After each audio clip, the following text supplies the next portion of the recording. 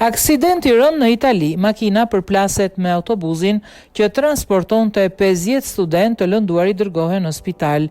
Një aksident i rënd ka ndodhur në zonën e Trevizos të Italis, ku një autobus që transportonte rreth 50 studentë përplas me një makinë. Mediat vendase raportojnë se drejtuesi i autobusit 40 vjeç arriti të shpëtojë studentët duke i ndihmuar të dalin jashtë.